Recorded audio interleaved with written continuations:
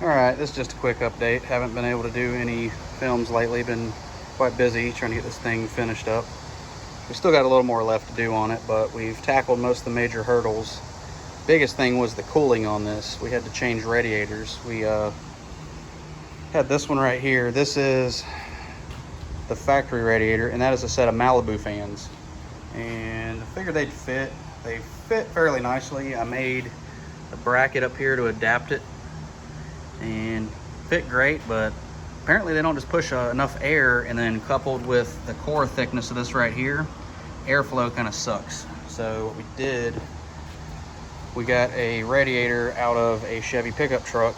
It's got a core thickness of about 1.1 inches, 34 inches wide. It's a hair taller than the factory radiator, so we made a bracket here, and it basically swoops up over it, wraps it, and bolts into it, and then we're running a Lincoln LS radiator fan right here. This thing is massive. It's 21 inches. You have to clearance the front cross member, and that wasn't too terrible. Cut a relief, push it down, re-weld it, and gets it, you know, a lot lower than what it is, because you end up having an issue with it rubbing up here on the hood. I am going to finish this off right here with a small piece of aluminum, but still got to do some more wiring stuff, but for right now we're able to drive it and get all the bugs out of it. Also, when you swap radiators, you have to space up your reservoir just to get it at the highest point, because it's a little bit lower than this right here, factory. So we raised it up so that way it'll burp the air. Also got to finish up the heater lines. That's one other issue I'm having. The reservoir is almost level with it, but I'm going to take and lower them down, and there's a high spot back there where the hoses plug into it, so I'm going to pull those down and try to lower this down, hook all that up. But this thing's great. It was running around 230, almost 240, just driving around. It did not have enough flow. It was horrible. So since I've swapped to this radiator, it runs around 197 to 205, and it's pretty awesome. You also see right here, we took the factory Land Rover gauge, plugged it into the water pump. All that stuff works.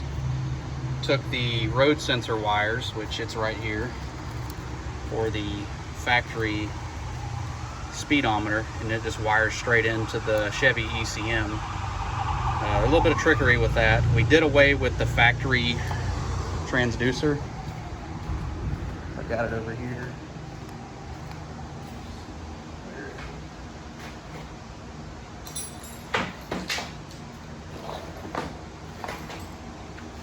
This little guy right here, we did away with this. This thing is a piece of junk. Whenever we drove it around with the factory engine, the speedometer would just jump around and act all crazy. And since I've done away with this, speedometer is smooth as silk.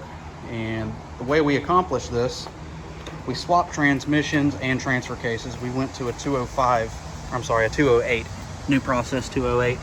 And that's it right there. You see that little sensor there? That is a Dakota Digital speed sensor, and you have to have that whenever you put a 4L60 in these in order for it to get the vehicle speed sensor reading. So we plugged it in there. It also has a cable output in case you want to maintain your factory cable. We didn't want to. We wanted to try to go with all wireless, which we did, and it worked.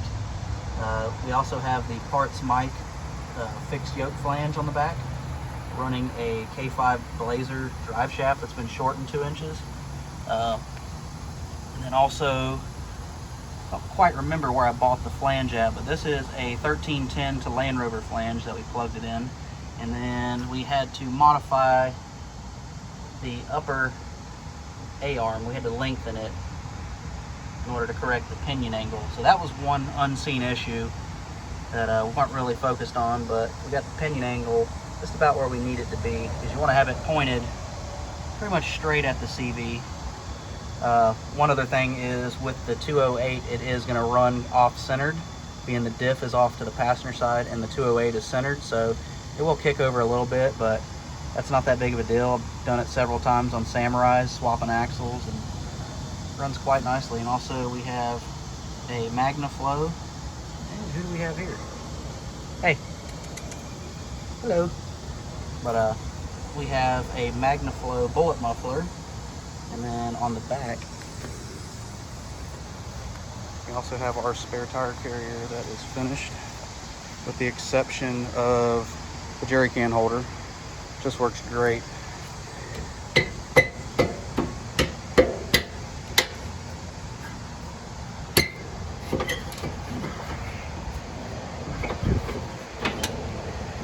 There's a swivel here, locks into there and supports it. And then right here is a flip down little table, that way you can cook on it. And of course I have an adjustable collar, that way if we ever adjust tire size. But we still have to do the jerry can mount.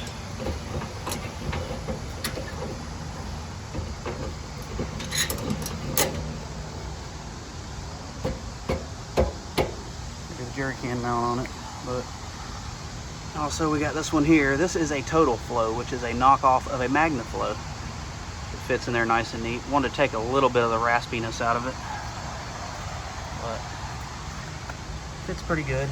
And then that is the factory cross member right there that normally would sit further forward. We took and repurposed it, welded a bracket, if you can see it or not. Right there's the bracket I made, welded to it, and there's our exhaust.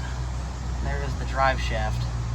And there's the oil pan. It's quite tight under there, but we were able to package it all together, nothing rubs. That is actually the factory rear drive shaft. With everything positioned in here how it is, the old rear drive shaft will fit. Bolts right up. Had to, I shouldn't say bolts right up. I had to re-drill the front flange on the 208 to accept it, and then do a little bit of grinding, but works great. There's a better view right there. One other thing we had to do, we had to clearance the floorboard. You can see it.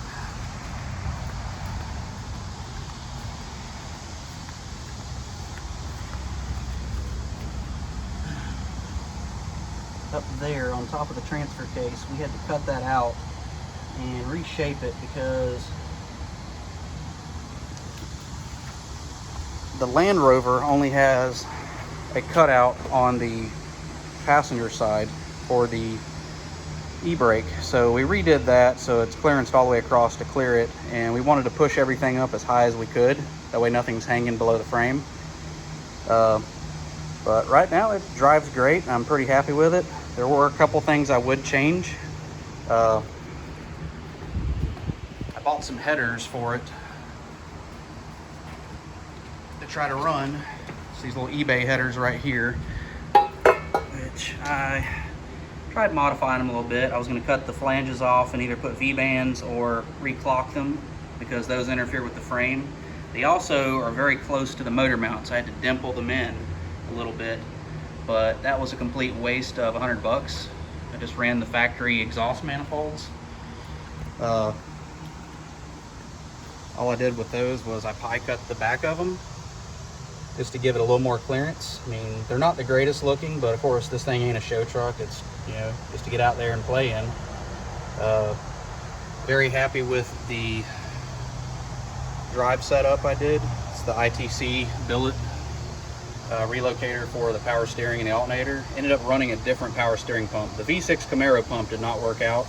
We tried to keep the factory reservoir right here just to help with simplicity, but it actually worked out better just buying the Camaro pump that has the reservoir built onto it.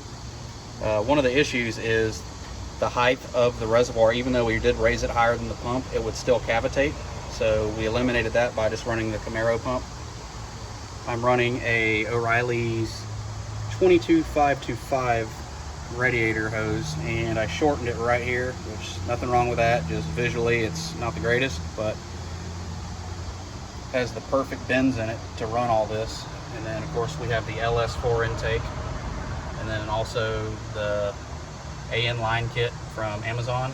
Made a bracket, still got to paint it, and then also an adapter bracket to go from drive-by-wire to drive-by-cable and run the truck throttle body. And then of course the Silverado intake, which fits great.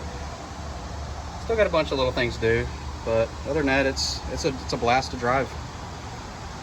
And we have the ECM out of the Jeep Liberty, which is zip tied in for now just to do our testing purposes. We still got to mount the other ECM and program it, but it runs great. You know, wouldn't say I would change anything, but there were a couple things. I did all my homework as best I could. I wish I wouldn't have bought these headers. And of course with the cooling system, I was kind of let down with that. It's a decent sized radiator, but it does not perform like it should, especially the fans. I was really let down with the fans, but of course there's not a whole lot of documentation on the fans as to what they put out. And the core size was, you know, I figured it would have cooled it, but as big as it is, it restricts flow. So factory Chevy radiator does a lot better.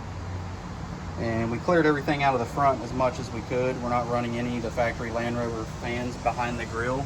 All that stuff's gutted. For right now, just for testing, I removed the cooler from in front of the radiator just to see if that was affecting us any. But I'm gonna move it back up. I also got some fittings coming for right here. I might plumb it back into the radiator, which would be a better option. Look a lot cleaner than having to run some aftermarket stuff. That is, oh, here we go. If I can get around it. That is our oil pan and drive shaft clearance. It does not hit. Despite not having bump stops in it yet, it still does not hit, but we're gonna work on those next. Got a bunch of little stuff. It's got a Terra Firma 2.5-inch kit. A buddy of mine, of course, traded with me for some parts, but pretty happy with it. We probably could have got away with running the stock oil pan, but I wanted to have a little extra clearance just to help out. But sounds great too. Fire her up.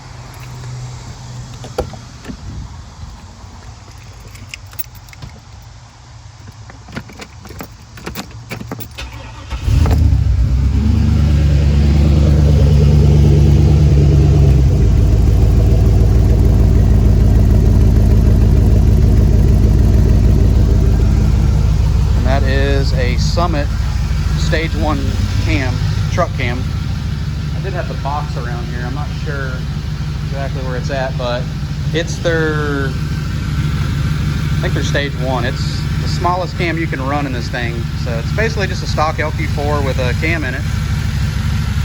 And I'm pretty happy with it. But anyone that wants to do this, I would highly suggest swapping the motor out of this thing. It has a ton more power.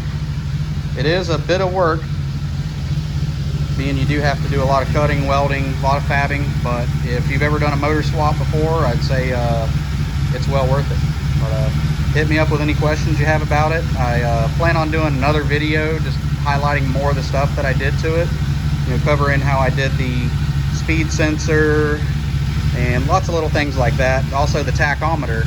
I was able to make the tachometer operate properly by tying into the LS alternator, but it runs great. We still got to do a bunch of little things here and there, but nothing preventing us from driving it. So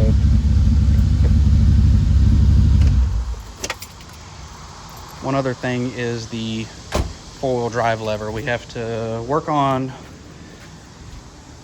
the lever engagement. The throw of the levers is off, so right now we're able to shift into 2 high, neutral, and 4 high. We don't have enough throw to go to 4 low, and a lot of that's given the area of space that we have underneath it. So I just need to lengthen the lever on the Land Rover side underneath to where it has more throw, and we should be able to achieve 4 low. But other than that, it's well worth it. It's been a couple headaches here and there, but for the most part it's done. We just got to do some wiring and little odds and ends here.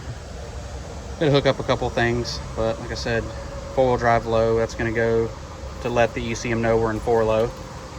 Still gotta hook up the AC and clean all this garbage up, but for testing purposes right now, I mean, it's jam up, it's fun. But hit me up if you got any questions.